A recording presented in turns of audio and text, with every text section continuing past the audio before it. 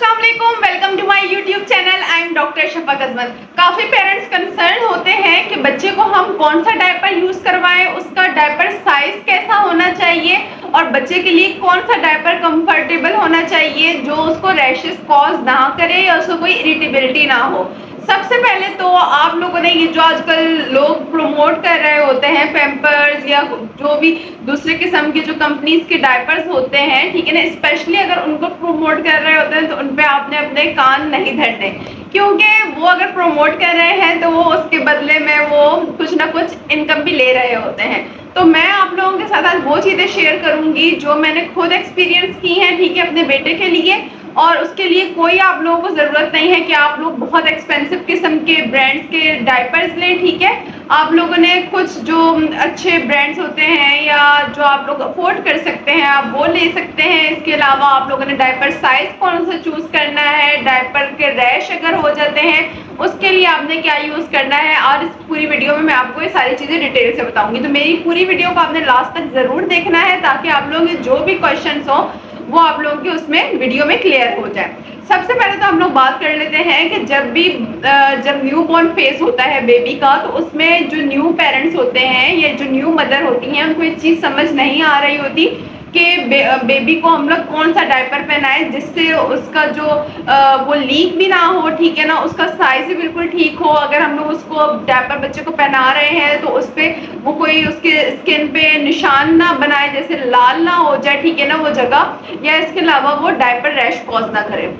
आप लोगों ने सबसे पहले चीज़ देखनी है कि आप लोग जो भी डायपर इस्तेमाल कर रहे हैं वो कॉटन के होने चाहिए, क्योंकि हमारे इसमें देखा गया है कि काफ़ी ऐसे डायपर्स मैंने खुद भी एक्सपीरियंस किए हैं जिनके अंदर जेल होता है, ठीक है, और वो जेल अमूमन जब वो बच्चा पी करता है, ठीक है ना, जब यानी कि यूरिन पास करता है तो वो जेल बाहर निकल आता है डायपर से। ये बिल्कुल बहुत खतरनाक है क्योंकि हो सकता है उस जेल में केमिकल्स हों जो नुकसानदेह हों बच्चे की जिल्द के लिए। तो आप लोगों ने कोशिश यही करनी है कि आप लोग उसके लिए वो डायपर्स लें जो कॉटन के बने हुए होते हैं। ये आप लोगों को इजीली मिल जाएंगे, ठीक है ना, आम किसी भी मार्केट से। आप लोगों ने जाके पहले पता करना है कि कौन से डायपर्स ऐसे हैं जो कॉटन के हैं, ठीक है ना, जिसके अंदर जेल ना हो। इसके अलावा एक और चीज़ है कि मैंने एक डायपर लिया था अपने बेटे के लिए जो शॉपर टाइप का होता है, ठीक है ना, उसकी जो ऊपर वाली जो सरफेस होती है वो शॉपर टाइप की होती है और बहुत ज़्यादा मतलब एक मरतबा ही बच्चा उसमें यूरिन पास करता है तो बहुत ज़्यादा भर जाता है। वो आप लोगों ने बिल्कुल नहीं लेना। अगर आप लोग जो भी डायपर लेंगे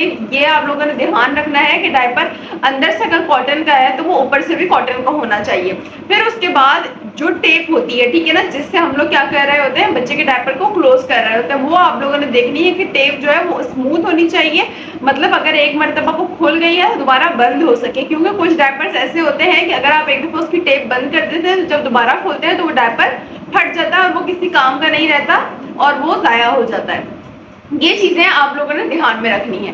फिर उसके बाद हम लोग बात कर लेते हैं कि कौन सा हम लोग कंपनी यूज़ करें, ठीक है ना। कंपनी का मैं आप लोगों को बिल्कुल भी सजेस्ट नहीं करूंगी कि आप लोग बहुत एक्सपेंसिव से शुरू करें, ठीक है ना। आप लोग अगर आप लोग अफोर्ड कर सकते हैं आप लोग ज़रूर लें। अगर आप लोग अफोर्ड नहीं कर सकते तो आप लोग लो क्वालिटी के पैम्पर्स या डायपर्स ले सकते हैं, ठीक है ना। लेकिन ध्यान आपने ये रखना है कि वो डायपर जो हो उसका कॉटन मटीरियल हो, ठीक है ना। ये क्योंकि मैंने भी हर तरह के डायपर्स अपने बेटे के लिए यूज़ किए हैं, तो इसमें कोई हार्ड एंड फास्ट रूल नहीं है कि आप लोगों ने अगर आप एक्सपेंसिव किस्म के डायपर्स ले रहे होंगे तो वही बच्चे के लिए अच्छे होंगे, ऐसा बिल्कुल नहीं है, ठीक है ना। अगर आप एक्सपेंसिव डायपर्स ले रहे हैं तो उनमें भी लीकेज का इशू होता है, उनमें भी रैशेज हो जाते हैं। ये मेरा खुद का एक्सपीरियंस है। तो आप लोगों को जो डायपर लगे कि आप लोग बच्चे के लिए सूटेबल है आपने वो लेना। अब आप लोगों को कैसे पता चलेगा? आप लोग हमेशा छोटे अमाउंट में लेना शुरू करें या जो लूज में मिल जाते हैं डायपर्स आप वो लेना शुरू करें। इससे आपको अंदाजा हो जाएगा। आप लोग स्विच करते रहें, ठीक है ना, स्विच करते रहें, कभी एक कंपनी में कभी दूसरी कंपनी में, तो इससे क्या हो जाएगा आप लोगों को अंदाजा हो जाएगा कि बच्चे के लिए कौन सा डायपर सूटेबल है।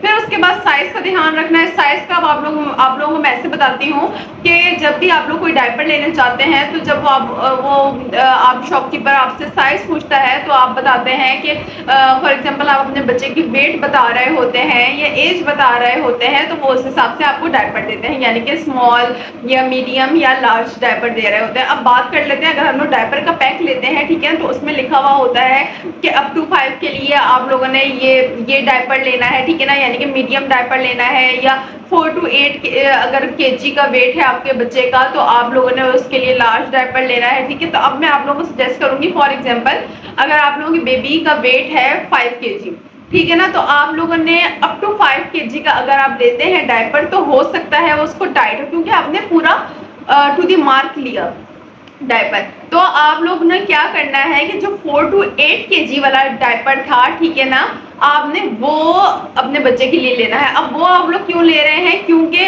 आपके बच्चे का जो वेट था यानी कि 5 केजी वो 4 to 8 केजी के बीच में लाई कर रहा है।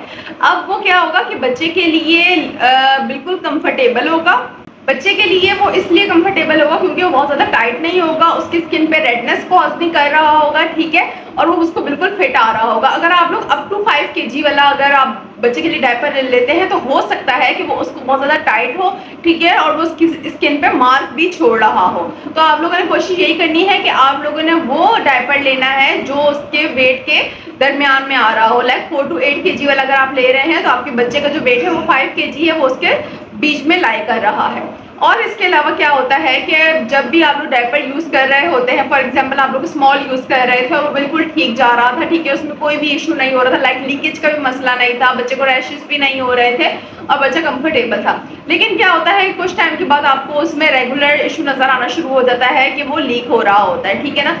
जब भी आप लोगों को लगे कि वो लीक हो रहा है, कंटिन्यूसली लीक हो रहा है, आप 2-3 दिन तक देख सकते हैं। अगर वो कंटिन्यूसली लीक हो रहा है तो आप अपने बच्चे के जो साइज है डायपर का वो स्विच कर लें नेक्स्ट साइज पे, क्योंकि आपके बच्चे का साइज बढ़ चुका होता है। ये चीज मुझे भी समझ नहीं आती थी, मुझे यही लगता था कि डायपर में इशू है, लेकिन जब आप कंटिन्यूसली यूज करके देख रहे होते हैं, उसको सही तरीके से प्रॉपर पैक भी कर रहे होते हैं और पहले वही डायपर आपको सूट कर रहा होता है लेकिन बाद में वो लीकेज कॉज कर रहा होता है, तो आप लोगों को नेक्स्ट जो उसका होता है साइज उस पर स्विच कर लेना चाहिए। फिर उसके बाद जो मोस्ट कंसर्निंग होता है पेरेंट्स के लिए कि बच्चों के रैशेस हो जाते हैं। अब वो आप किसी भी किस्म के डायपर से ले लें फिर भी वो बच्चों में ये चीज होती है कि उनको रैशेस हो जाते हैं। वो रैशेस क्यों होते हैं, जाहिर सी बात है एक चीज आपकी स्किन से बार बार टच हो रही है, या फिर क्या हो रहा होता है कि वो उस पर कोई ना कोई रेडनेस कॉज कर रही होती है, ये बच्चा बहुत ज्यादा वेट हो चुका होता है, वो डायपर उसको सूदिंग इफेक्ट नहीं दे रहे होते तो वो रेडनेस कॉज कर रहा होता है और वो वेट हो चुका होता है। तो उसके लिए आप लोगों ने एक ही चीज यूज करनी है, वो है कोकोनट ऑयल। आप लोग स्टेरॉइड क्रीम्स की तरफ नहीं जाएं, आजकल बहुत तरह की क्रीम्स होती हैं, वो वक्ती तौर पे फायदा देती हैं, लेकिन अगर आप लोग उसे लॉन्ग टर्म में यूज करते हैं तो वो नुकसान भी देती हैं। इसके लिए मैं एक पहले भी वीडियो बना चुकी हूँ, उसमें मैंने पूरा एक वाकया बताया था कि बच्चों को अगर आप लोग लंबे टाइम तक के लिए स्टेरॉइड क्रीम यूज करते हैं डायपर रैश से प्रिवेंट करने के लिए तो वो कितने ज्यादा नुकसानदेह हो सकते हैं। तो आप लोगों ने सिर्फ चीज यूज करनी है, वो करनी है कोकोनट ऑयल, क्योंकि कोकोनट ऑयल के साइड इफेक्ट्स भी कोई नहीं है और बच्चे के लिए बेनिफिशियल भी होता है और वो सूदिंग इफेक्ट भी देता है बच्चे की स्किन पे। तो ये वो चीजें हैं जो सारे पेरेंट्स इसमें थोड़े कंसर्न होते हैं और वो परेशान होते हैं, तो मैंने वो सारी चीजें आज आप लोगों से क्लियर की है। अगर फिर भी आप लोगों को कोई क्वेश्चन है तो आप मुझसे कमेंट सेक्शन में पूछ सकते हैं। मिलते हैं नेक्स्ट वीडियो में, बहुत शुक्रिया, अल्लाह हाफिज।